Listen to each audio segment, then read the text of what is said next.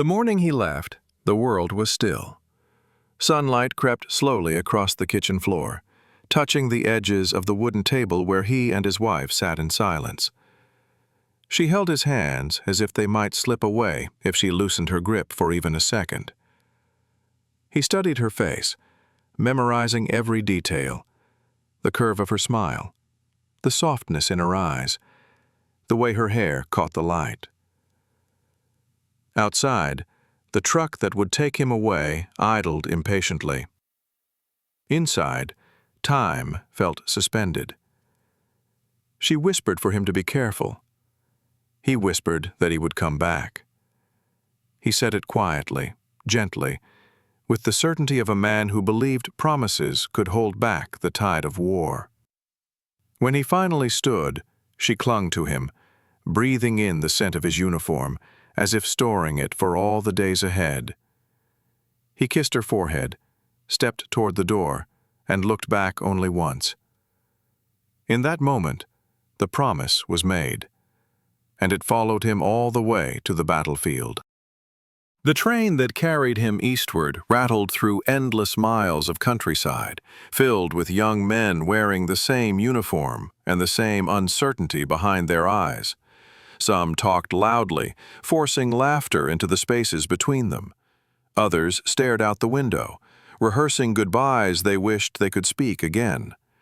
He kept his wife's letter in his pocket, folded so many times that its edges had begun to fray. Whenever the train slowed, whenever the engine groaned, he reached for it, tracing the handwriting with a gentle thumb, hearing her voice in each word. As night fell, the train pressed on through darkness. Fires from distant villages flickered across the horizon. He felt the world shifting beneath him, carrying him further from the life he knew and deeper into the uncertainty of war. When he stepped off the transport truck, the air smelled of smoke, damp earth, and something metallic that clung to his skin. Trenches wound across the land in jagged scars. Barbed wire twisted like the skeletons of dead trees. Men moved through the mud with practiced haste, some silent, some shouting, all exhausted. He joined his unit as they prepared for another day of holding the line. The captain welcomed him with a firm handshake and tired eyes. There was no ceremony, no time to settle in, only the rhythm of survival. Dig, reinforce, watch the sky, watch the horizon, wait for what comes next. That night, he lay in a dugout listening to artillery rumbling in the distance.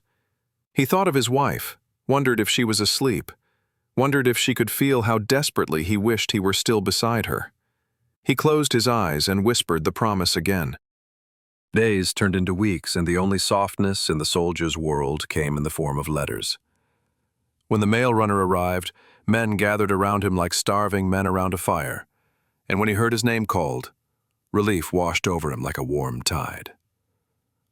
Her letters spoke of home, of the blooming garden he had planted, of the neighbors asking about him, of the chair by the window where she sat every evening waiting for the mail. She didn't write about her fears, though he could read them in the pauses between her sentences. He wrote to her whenever he could, sometimes in the mud, sometimes in the flickering glow of a lantern, sometimes in the brief quiet between battles. He told her he was safe. He told her he missed her. And always he ended the same way. I promised I'd return. And I will. For a short time, the front grew quiet. Too quiet. The men spoke softly about the enemy's movements, about the strange silence settling across the fields. Birds no longer circled near the trenches. The wind carried the smell of smoke from somewhere unseen. One evening, as the sun dipped below the tree line, the soldier sat with his comrades, sharing a tin of cold rations. Someone told a joke. Another hummed a tune he barely remembered.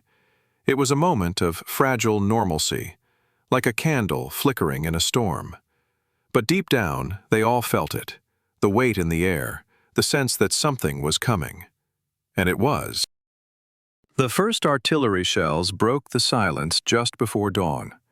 The earth shook violently, sending dirt raining down into the trenches. Men scrambled for cover as explosions tore into the ground around them. The soldier pressed himself into the mud, heart pounding, ears ringing. The barrage continued without pause. The sky flashed red and orange as shells detonated along the line. Orders were shouted through the chaos. Hold position, prepare to repel, stay low. When the bombardment finally eased, the battlefield lay hidden beneath a thick haze of smoke. But through the smoke came the sound they all dreaded, the steady, growing thunder of approaching forces. Enemy forces surged forward in waves, their silhouettes barely visible through the smoke. Rifles cracked, machine guns roared.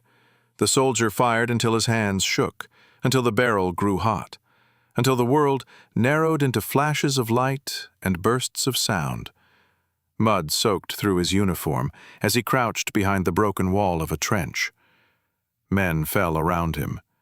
Others pulled wounded comrades back from the front. The air was thick with grit, sweat, and fear. Still, he fought, because the line had to hold, because the man next to him depended on it, because returning home meant surviving this moment. The fighting dragged on until noon, and then beyond. Communications fell silent. Parts of the line collapsed. Smoke obscured everything, making friend and foe indistinguishable. When the soldier realized his unit was being pushed back, he tried to regroup. But the battlefield had become a labyrinth of shattered earth. Gunfire forced him into a shell crater where he crouched alone, clutching his rifle, listening to the distant voices of men he could no longer reach. He thought of his wife, of her smile, of the promise he had made. He whispered her name into the smoke-filled air, as if the sound alone could keep him tethered to life. A sudden explosion threw him violently to the ground. Heat seared across his leg. Dirt choked his lungs. When he tried to stand, pain shot through him like a lightning strike. His vision blurred as he crawled toward the faint cover of a fallen tree. Blood soaked through his trousers. Each breath felt heavier than the last. He pressed a shaking hand to his wound, forcing himself to stay conscious. The battle raged around him, but his world had shrunk to the thudding of his heartbeat and the distant thought of home. A kitchen bathed in morning light, a hand folded inside his, a promise spoken in quiet certainty. By late afternoon, the fighting drifted farther away, leaving the soldier alone among the ruins of the battlefield. Smoke curled from shattered earth. The cries of the wounded echoed through the broken landscape. He struggled to move, dragging himself inch by inch toward what remained of the trenches. He knew he needed help. He knew he couldn't survive the night alone, but every time he tried to stand, his leg gave out beneath him. As dusk settled, he lay on his back and stared at the bruised sky. Stars began to emerge through the smoke. He thought of his wife, reading his last letter, waiting by the window, believing he would keep his word. Just when the cold began to settle into his bones, he heard footsteps crunching through the debris. Voices followed, low, cautious, familiar. His comrades had returned, sweeping the field for survivors. He called out, his voice barely more than a whisper. Moments later, hands lifted him gently from the ground. Faces blurred in and out of focus as they carried him toward safety. Someone told him he'd be all right.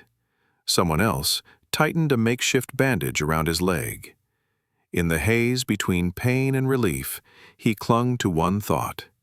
He was still alive. He could still return home. Weeks passed in a field hospital, where the days blended into one another. His injury healed slowly, leaving a scar that would follow him for the rest of his life. But he never forgot the moment he first held a pen again. Never forgot the letter he wrote with trembling hands, telling his wife he was safe. telling her he was coming home. When he finally stepped off the train months later, she was already running toward him, her arms wrapped around him with a force that made him forget the pain, the fear, the long nights on the battlefield. He buried his face in her shoulder and whispered the words he had carried through every shell burst, every firefight, every moment of doubt. I promised I'd return, and I did. The war had taken much from him, but not the promise, and not the love that waited for him on the other side of the battlefield.